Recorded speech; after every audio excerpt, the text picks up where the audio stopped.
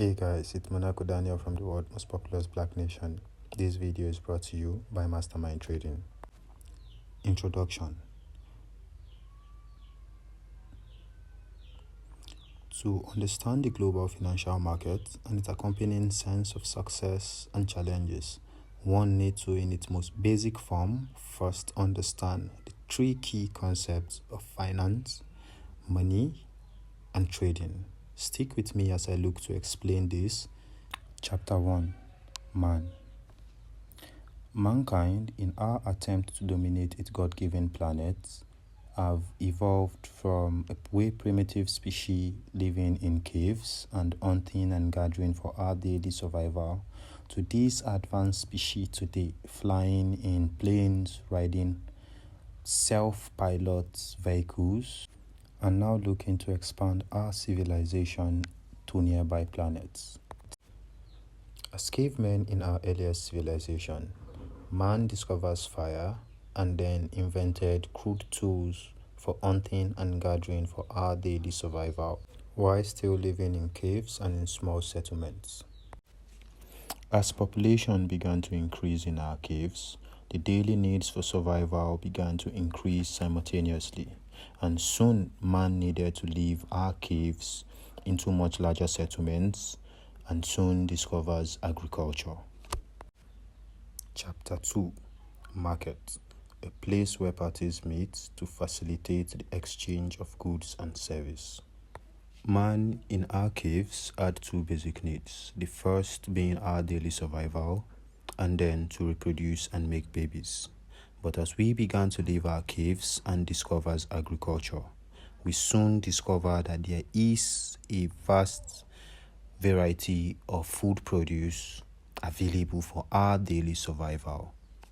But then, as our list of available options began to increase, so did our wants.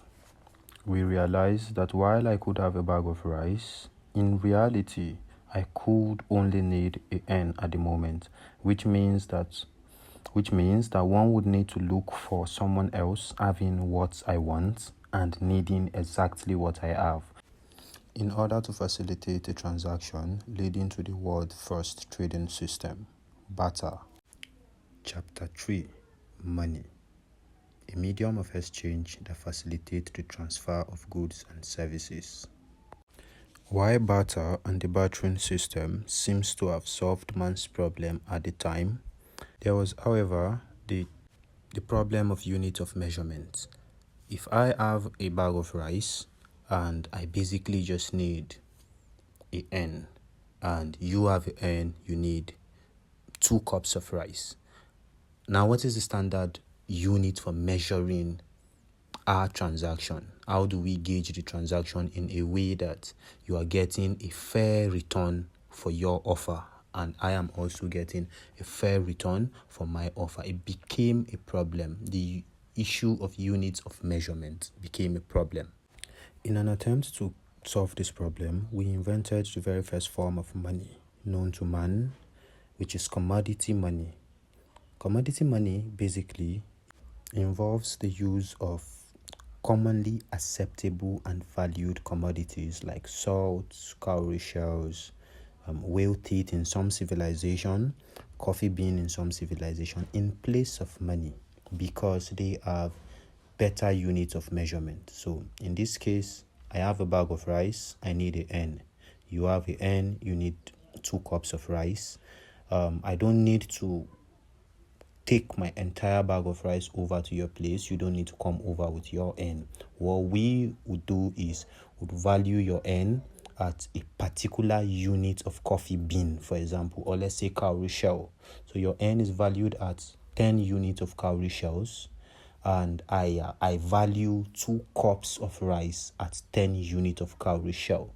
So we have a standard unit for measurement. You are going to give me your hen, I'll give you 10 cowrie shells, and if you need my rice, you would give me 10 cowrie shells in return for, let's say, 2 cups of rice.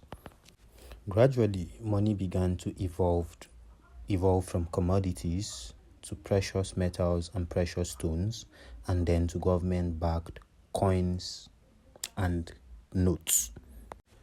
Since leaving our caves in an attempt to dominate our God-given planet, mankind has evolved from a more physical world to the internet. And so also has money, one of man's earliest discoveries. Since the coming of the internet, everything slowly but surely, everything has gone digital, taking the financial and banking system along. Remember how in the early 2000s, you need to be in the banking hall with cash, physical cash, to get any transaction done. But today, with the click of a button or the swipe of a card, you literally can get your payments done in seconds. Now that's digital money you just paid with. Now the future of finance is definitely digital, and cryptocurrency is one way to look at it, but that will be a subject for another day. Chapter 4: Financial Markets, Foreign Exchange Market Analysis. From our earlier definition of a market basically is a place where participants meet to facilitate the buying and selling of goods and services. Now, if we are to relate that with the concepts of money and finance, the financial market basically is a place where buyers and sellers meet to transact currencies, basically. After the First and Second World War, countries needed to rebuild the damage that the war had caused. And this means that they needed to trade or transact with other countries to outsource those resources that they did not have as a result of the war. To do that, one would need to have the currency of the country that is getting things from. One thing for sure that both the First and the Second World War did, as horrific as it was, is it turned the world into a global village. It turned the world into a place where nation states can interact with nation states on a financial basis, and then individuals can interact with individuals across the globe. The foreign exchange market basically started by the government. The government basically started the foreign exchange market, but soon individuals who are into finance began to realize disparities in the values of particular nation currency, and then began to jump on that difference in these currencies for gains, and that started the trading industry as we know it today. Now, since its inception, several traders and market participants have developed several tools and methods for analyzing the markets, with the aim solely being to capitalize on market differences for gains. Now, it is this method for analysis that we are going to be looking at in the next video. So guys, that's it.